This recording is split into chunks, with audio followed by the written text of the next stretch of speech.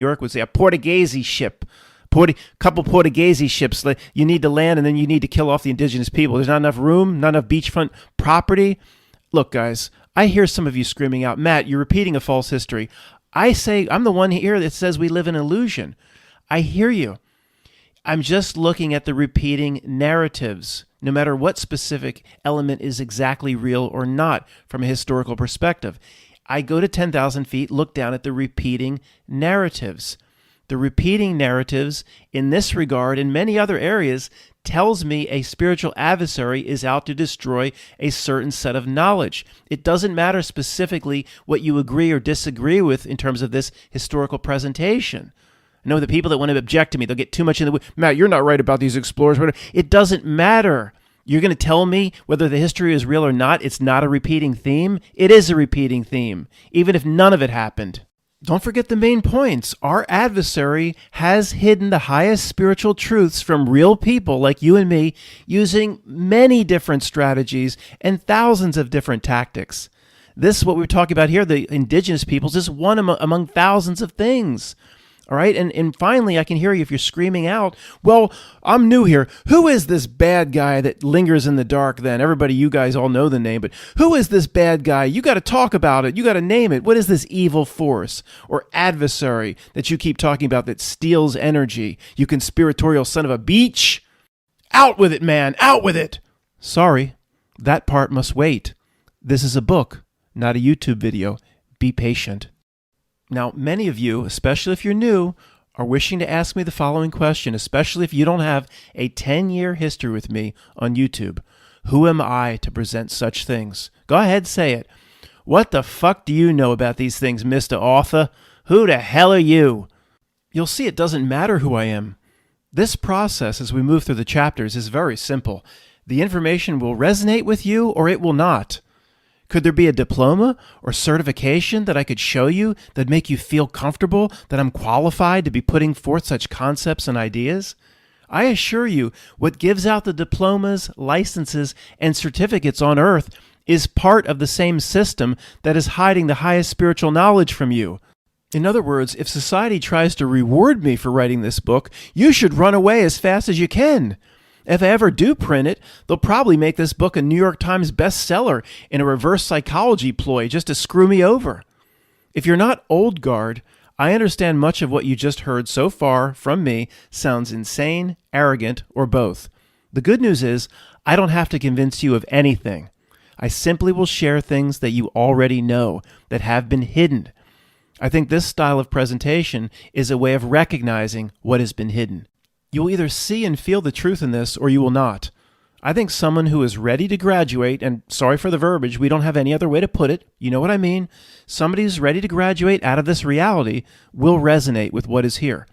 If, on the other hand, as you're reading this or listening to this, you felt yourself trying to make excuses to explain why certain things work here, or justifying certain things based on what the news might have told you, then you're not ready. People who are not ready to go the whole way will work to make excuses for reality and hide themselves from the truth. The most pathetic way to do this is to attack me personally. I'm not saying you need to agree with me on most things here, but if you're trying really hard to prove me wrong, then you're a defender of reality and desperately want to stay close to it. An NPC of this realm, if that even exists, or a minion of this realm, will hate what is being presented here. And that will spill over into hating me personally.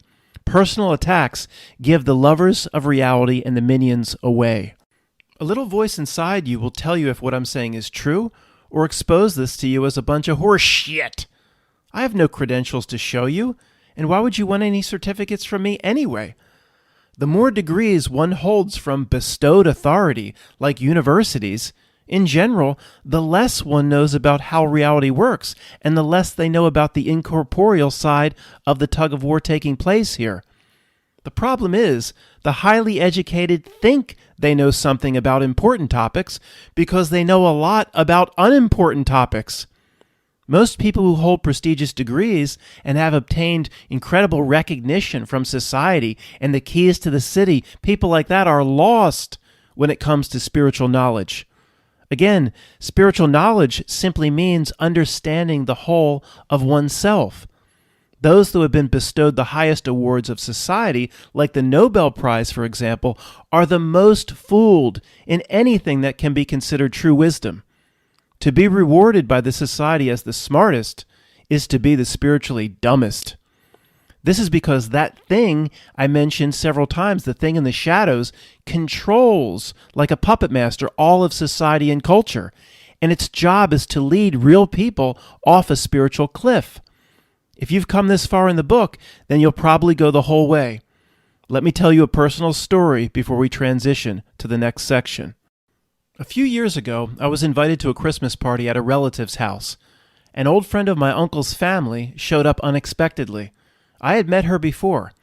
She was in Philadelphia for a few weeks in around Christmas from Qatar, where she works with the city planners there to build skyscrapers.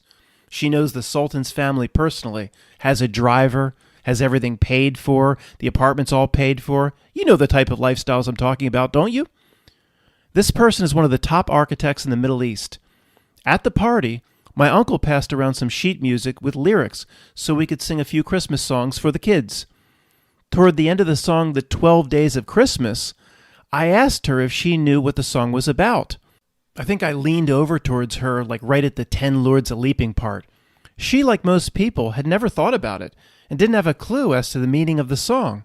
When I told her about Saturnalia, and that ancient pagan holiday was actually the root of everything we know about Christmas, she looked at me like I was nuts. I said to her, wait a second, think about it. What could this song possibly be talking about then? Christmas is one day, right? As a kid, did you ever ask your mother, what day of Christmas is this, Mom? Is this the 5th day of Christmas or the 8th day of Christmas? And what will my true love give to me? Doesn't make any sense. The song's real meaning is Saturnalia, which, as I can bet you can tell from the name, is Saturn worship. Well, she began to sing again like I didn't even say anything. Here's what happened. Her subconscious took the reins. Her entire fabricated image of Christmas was about to be ruined by an asshole like me. Who was I, a man in a fraying sweatshirt, to tell someone who earns $1 million a year about the world? Like that little Greta Thunberg would say about me to her, how dare you? You man in a sweatshirt, how dare you? This is one of the top architects in the Middle East. How dare me? Who was I, an unemployed derelict, to offer knowledge about the world to someone whose society has deemed so smart? You see, the people who award the diplomas, the Nobel Prizes, and the keys to the city are part of the system that's hiding the spiritual truths from us. These people, though, are not in on it, nor are the people who get the degrees and the awards and their certificates. It's not like there are millions of people plotting and planning against your spiritual understanding. That's what the first grade truther believes. The world is not like those bad movies from the 90s where governments have been infiltrated and taken over by aliens under human skin in order to blend in, like that ridiculous Series V. It is not yet the invasion of the body snatchers. Not yet. Almost. The people around us certainly do serve this thing, which is our spiritual adversary, but they're not consciously aware in most cases of what they're doing. Who knows why this singing architect turned away from me so quickly, not wanting to hear the information that I was so eager to provide? Very few people can see the whole of what the dark reality is out to do to real people. Those who sense it or are told about it shift into denial mode as a form of protection. Most people in government or even high-level politicians don't see it either, and they're compartmentalized. They may understand that their particular ring of the circus is a fraud, but don't see the entire dark side of reality's ruse as a whole. They don't see what it's out to do as we do. First-grade truth researchers hate it when I say they know not what they do. Those addicted to the fear actually desire as many evil groups plotting against us as possible. They're addicted to the fear.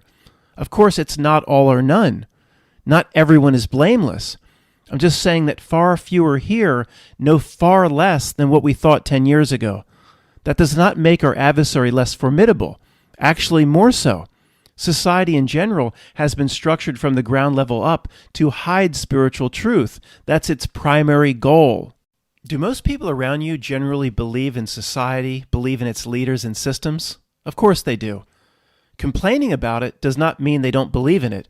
Complaining about it actually is a form of belief, because through the complaint it implies that there could be a future fix or a future remedy.